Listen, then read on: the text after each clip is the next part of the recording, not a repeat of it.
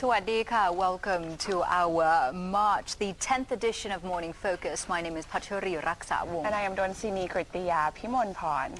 And today we will be focusing on the major drug bust as more than 2 million speed pills worth billions of baht have been seized by authorities. And we have unhappy farmers are threatening to hold protests over the new rice price approved by the cabinet. And on top of that, we do have headlines regarding the rescheduled censure debate. We'll give you details of that, plus commentary coming from Thai papers and a comic strip. And today we'll be focusing on the Prime Minister, who is actually regarded as a hunk and, dare I say, is a chick magnet as well. Yes. So all the details coming up after this very short break. Welcome back to Morning Focus. We go straight to the headlines, beginning with Kom Chud. Correct. And it reads, government and opposition whips agree to 4-day debate. Now, the coalition and opposition whip agreed yesterday to extend the next week's censure debate from 3 to 4 days. Now, the censure would be rescheduled from next Tuesday to Friday, with the no confidence motion vote casted on Saturday. Now, Mark, or the Prime Minister, confirmed that the government will have a confirmed date on the House dissolution after his meeting with the Election Commission tomorrow. Meanwhile, the opposition party MP chairman Chalerm Yubamrung boasted that he has a knockout punch over the cigarette tax controversy, which he will use against the government during the censure debate. And we'll definitely be closely following the censure debate. It might be very, very interesting indeed, especially with Kun Chalerm Yubamrung being present there. And we go over to the Daily News now, and it says there, unfortunately, more bad news because the price of goods will go up. And it says here, prices of more consumer goods are expected to be increased, and unfortunately that's going to happen very soon as well, before the end of the month. Now, we're looking at soybean, oil, milk and fertilizer manufacturers. They're planning to increase their prices by, brace yourselves, 100% Kundonsani. That's twofold. So we're definitely going to feel that in our pockets. And other consumer products, such as fish can manufacturers, they also want to increase their price, citing a rise in production costs as the main reason. And meanwhile, the Commerce Ministry also plans to lift the price freeze on several products by the end of March. And talking about price hikes, we've got more bad news, don't we? Correct. And this is from Matishon newspaper. Food vendors hike price to cover the rising costs of good. Now, the picture on your screen shows a noodle vendor on Sukhumvit Soy 31 who have put up a sign hiking the price of noodles from 30 baht to 40 baht, blaming the price hike of beef as the reason. Now, Kunpachri, a lot of consumer goods have been on the rise, namely, not besides palm oil, we have now eggs and also milk, due to the shortages in the market. Right, and it's an everyday sort of product that we need for the Thais out there. And two other updates here. The latest in trying to find a solution to the border spat between the two neighbors.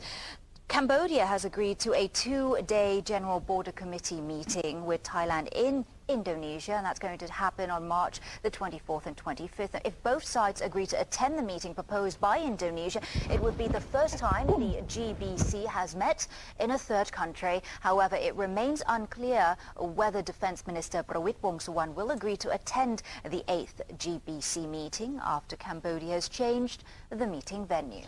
And we have a source saying that General Prawit last week called his Cambodian counterpart, General T-Ban, on the telephone asking him to bring forward the GBC meeting, which was originally held in Cambodia in Siem Reap on April the 8th. However, according to this source, because Cambodian Prime Minister Hun Sen has a policy not to have a bilateral meeting with Thailand, even though it is only a military forum. Meanwhile, the Thai side wanted the GBC to be a forum for military leaders of the two countries to meet and talk without a presence of a third party. However, the source believes that since Thai Foreign Ministry had already agreed to the proposal of the new venue, the Thai military would have no choice but to agree to it. Well, there has been a positive response from the Thai side, because Prime Minister Apisit Wechashiwa has come out to say that the Thai government would have no problem if the new Joint Boundary Commission meeting with with Cambodia will be held in Indonesia on March 27th to the 28th. Now, the Prime Minister also said that with or without an observer, as long as Cambodia would be willing to attend the meeting, it would be a positive indication that things between the two nations would be able to move forward. Now, the Prime Minister also confirmed that Foreign Minister Rom will cooperate with his Cambodian counterpart about the scope of the coming JBC talks, and you'll give us more details regarding that. Correct. The People's Alliance for Democracy, meanwhile, plans to submit a protest letter at the Indonesian embassy accusing them of meddling in Thai internal affairs. Now, PAD spokesperson Pantepor Pongpan said the Yellow Shirts oppose any interference by Indonesia or ASEAN over the border issue. And we're going to turn now to look at other information here that is of interest, and it's definitely something we should all say no to. And that's the major drug bust that I'm talking about. More than 2 million speed pills worth billions of baht have been seized in Phitsanulok near the Thai-Laos border on Tuesday. Now, altogether, 2.6 million methamphetamine pills and 102 kilograms of crystal methamphetamine were seized from 2 pickup trucks. About 6 or 7 men on board each of the pickup trucks. They fled and left those drugs behind. And we have another case, Kun Pachari, over in Prachuap Khiri Khan. The police have arrested an Indian man who allegedly delivered a 22 kilogram of heroin, market valued at 1.3 billion baht, to Malaysia. Now, officers raided a bus heading to Hat Yai district in Songkhla from Bangkok at a bus terminal in Prachuap Khiri Khan. Now, they found 22 packs of heroin hidden in the suspect's bag, and the suspect admitted to the police that he was hired by a Malaysian businessman to carry the drug to Malaysia via Songkhla. And this is in line with the government's policy to step up the drug crackdown. It's a quick way to get rich when you're dealing with drugs, but it's always so very risky, and it's never really worth it. And let's take a look now at the farmers here in Thailand being rather unhappy with the new rice price. More than 300 rice farmers in Phitsanulok yesterday gathered in front of the province's City Hall, calling for the Prime Minister to agree to their demand for a higher price for pledged rice. Now, this follows the Cabinet's decision to raise the price paid for pledged rice by only just 1,000 baht, which, according to the farmers, still does not cover the rising costs of fertilizers and pesticides. Now, the farmers want to raise the price from 10,000 to 14,000, and the government has agreed to raise it only to 11,000. So that's by the extra 1,000, not enough for them. Right, that's not too much. Now, meanwhile, the Thai Farmers Association claimed that the price of rice has not been raised for several years. Increasing the price to 14,000 baht a ton is not very high because the prices of other consumer goods have already gone up. And furthermore, it does not cover the farmers' costs, particularly for those who borrowed money to sow and to grow their crops. Now, rice farmers stand very firm on the demand, and if the Prime Minister does not respond to it within 7 days, there will be a mass anti-government protests by farmers nationwide. Let's take a look at some thoughts here from local columnists. Rath, especially Lompliantit, says that some of the farmers who in the past few weeks blocked highways in several provinces to press for their demand to return home, despite the fact that they were not satisfied with the government's response. Now, however, some others have vowed to fight on because they felt the increase was too low against the increase in production costs. But it is a win-win situation. Correct, for farmers and for merchants. Now, setting aside the question of guaranteed prices, the writer said both the farmers and rice trader, as Kun Patri said, stand to benefit from the guaranteed price scheme. Now, no matter how much the price of rice sold by farmers to the merchants, the farmers will get compensated for the difference. Now, on the other hand, merchants will also try to bargain down the price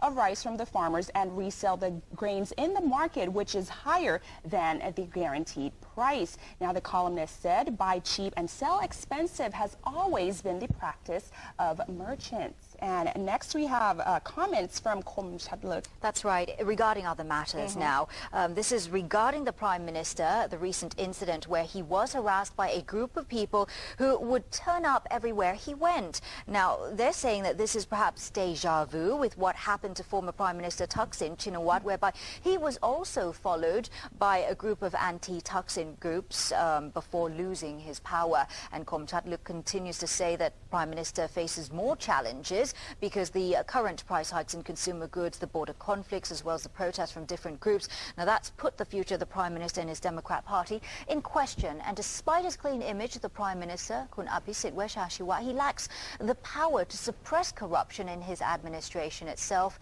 is another issue of concern. Many groups are not happy with how the government has handled things, and this will hurt the ruling Democrat Party ahead of the general elections that we'll be seeing soon. So the Prime Minister does have a fan base, but for different reasons. Different reasons. Now, Kom Chud believes that given the current situation, it is likely the Democrats' popularity will decline, while the ongoing protests from different groups will be prolonged at least until the general election is over. Now, Kom Chud also said that the bond between the Democrats and its coalition partners is deteriorating as the disagreements over the timeline of the House dissolution has raised tensions among the ruling party.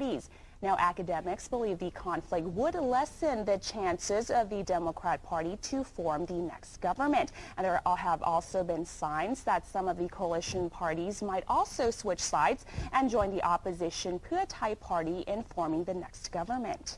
And Kom Chud also noted that the ministers under the coalition Chat Thai Patana and Ruam Chat Patana parties have not been targeted by the opposition for their censure debate, even though they are directly involved with the current hikes in consumer goods, plus the overall cost of living. Meanwhile, the former friend turned enemy, of course, People's Alliance for Democracy, has campaigned for its supporters to cast a no vote on their ballots. And this will further hurt the Democrats' chances, because while they have to sell their populist policies to woo red shirt voters, they would also have to struggle to maintain their yellow shirt voter base as well. And we will wrap things up. Correct. With the cartoon from Thai Rath newspaper. And I'll be the man telling his friend, our handsome Prime Minister is being followed by a couple of women. Right. And the friend replies saying, well, that's great. The Prime Minister here is very popular with the ladies, huh? And the first man that says, actually, it is not great because the bad news is that they are there to harass him wherever he goes. Right, so they're not there to cheer him on, but actually to boo him. And the incident on International Women's Day a couple of days ago, he did show up to deliver a speech, and there were signs put up to boo the Prime Minister, saying that it's just talk and no action. But many people are also very happy with his performance as well, but it's always that way in a democracy. Correct. And with that, we are going to wrap things up here, and we are going to throw it back there to the main desk.